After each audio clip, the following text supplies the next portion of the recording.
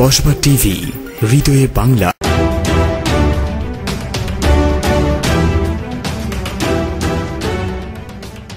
শিরোনাম নিয়ে সাথে আছি আমি ফারজানা রূপা। কসবা উপজেলা যুবদলের সাবেক সাধারণ সম্পাদক কামাল উদ্দিন। কসবা টিভির ডেস্ক রিপোর্ট। তথ্যচিত্রে তানভীর আলম ডালি। কর্মী সভায় সাংগঠনিক সম্পাদক, বর্তমান কসবা পৌর বিএনপির আহ্বায়ক জনাব শরীফুল ইসলাম শরীফ ভাই মঞ্চে উপস্থিত রয়েছেন। আমার অত্যন্ত কাছের ব্রাহ্মণবাড়িয়া জেলা কৃষক দলের যুগ্ম আহ্বায়ক, কারা নির্যাতিত নেতা, আমরা একসাথে জেল খেটেছি কয়েকবার। জনাব আলামিন ভাই সহ জেলা কৃষক দলের নেতৃবৃন্দ, উপজেলা বিএনপি, পৌর বিএনপি ও বিভিন্ন ইউনিয়ন থেকে আগত কৃষক দলের নেতৃবৃন্দ, সবাইকে জানাচ্ছি কসবা উপজেলা বিএনপি তথা আমাদের কসবা আখাউড়ার গণমানুষের নেতা জনাব আলহাজ কবির আহমেদ ভূঁইয়ার পক্ষ থেকে সংগ্রামী অভিবাদন ও সালাম। আসসালামু আলাইকুম। প্রিয় সংগ্রামী সাথী ও বন্ধুরা, আমি সর্বপ্রথমে ব্রাহ্মণবাড়িয়া জেলা কৃষক দলকে ধন্যবাদ জানাচ্ছি যে আপনাদের নির্দেশে এর আগেও আমরা একটা কৃষক দলের সমাবেশ করেছি, আবার আজকে আরেকটি আপনাদের কেন্দ্রীয় কর্মসূচিকে সফল করার জন্য যে আজকে কর্মসূচি দিয়েছেন, আপনাদেরকে ধন্যবাদ জানাচ্ছি। এই কারণে অতীতে অনেক কৃষক দলের জেলা কমিটি ছিল নামে মাত্র, কিন্তু তারা থানা পর্যায়ে কোনো কাজ করতো না। আজকে এর জন্য আপনাদেরকে ধন্যবাদ জানাচ্ছি। এবং আজকে যারা কৃষক দলের ইকবাল আমার বন্ধু মানুষ, সেও অনেক দল প্রিয় মানুষ। বিএনপির এমন কোন প্রোগ্রাম নেই যে প্রোগ্রামে অংশগ্রহণ করে নেয়। দুজনেই বিচক্ষণ ব্যক্তি, আর বিচক্ষণ ব্যক্তিদেরকে দেওয়ার কারণে আজকে আমাদের প্রত্যেকটা ইউনিয়ন কৃষক দলের কমিটি অত্যন্ত সুসংগঠিত এবং অত্যন্ত সুন্দর। আমি এর জন্য উপজেলা কৃষক দলকেও ধন্যবাদ জানাচ্ছি। আর তার পিছনে সবচেয়ে বেশি কাজ করেছেন আমাদের প্রিয় নেতা জনাব আলহাজ কবির আহমেদ ভূঁইয়া।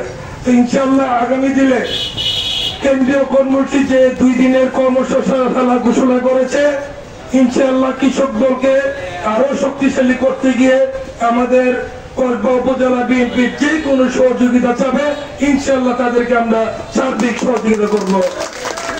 প্রিয় সংগ্রামী সাথী ও বন্ধুরা, আপনারা জানেন যে আসলে আমরা 17 বছর 7 মাস ক্ষমতার বাইরে ছিলাম। তারপরও বিভিন্ন মামলা হামলা, জেল, জুলুম, গুম উপেক্ষা করে আমাদের নেতা কর্মীরা 17 বছর এই কসবার মাটিতে মাথা উঁচু করে দাঁড়িয়ে রয়েছিল। বন্ধুরা আমার, আজকে এই সরকারের সবচেয়ে প্রভাবশালী যিনি আইনমন্ত্রী, ওনার বসবাস এখানে, তার সাথে যুদ্ধ করে আমাদের নেতা কর্মীরা একের পর এক মিথ্যা মামলা খেয়েও এই দল প্রিয় মানুষগুলো দলকে শক্তিশালী করার জন্য কাজ করে চলেছে। বন্ধুরা আমার, আজকে আপনারা দেখেছেন আওয়ামী লীগের খুন, অত্যাচার, জুলুম, নির্যাতনের কারণে আজকে ছাত্রলীগের বেপরোয়া মানুষ হত্যা থেকে শুরু করে, যে মানুষ দুর্নীতি থেকে শুরু করে চাঁদাবাজি, খুন, রাজধানী করার কারণে আজকে বাংলাদেশ থেকে ছাত্রলীগকে নিষিদ্ধ ঘোষণা করেছে। তাই আমি বলতে চাই, ছাত্রলীগকে যেভাবে নিষিদ্ধ করা হয়েছে, আগামী দিনে বাংলাদেশের যুবলীগকেও নিষিদ্ধ করা হোক। তাই সবাইকে আগামী দিনে যে আজকে আপনারা দেখছেন এই পুলিশ শেখ হাসিনা ভারতে বসেও একের পরে এক ষড়যন্ত্র করে চলেছে। আজকে যে তত্ত্বাবধায়ক সরকার রয়েছে, তাদেরকে বারবার ব্যর্থ করার জন্য গত 10 তারিখ এই শেখ হাসিনার নির্দেশে একটি কর্মসূচি ঘোষণা করা হয়েছিল, কিন্তু এই আওয়ামী লীগের প্রেতাত্মদেরকে 10 তারিখ বাংলাদেশের কোন রাজপথে পাওয়া যায় নাই। বন্ধুরা, কারণ তারা বাংলাদেশের অস্ত্র লুট করে, টাকা লুট করে সব বাংলাদেশ থেকে পালিয়ে যেতে বাধ্য হয়েছে। তাই আগামী দিনে আমাদের প্রিয় নেতা জনাব তারেক রহমানকে ক্ষমতার মস্তদে বসানোর জন্য আজকে কৃষক দলকে ঐক্যবদ্ধ হয়ে কাজ করতে হবে। তাই কৃষক দলকে ঐক্যবদ্ধ হয়ে কাজ করতে গিয়ে আমাদের বিএনপির যে সহযোগিতা করার আমরা ইনশাআল্লাহ করব।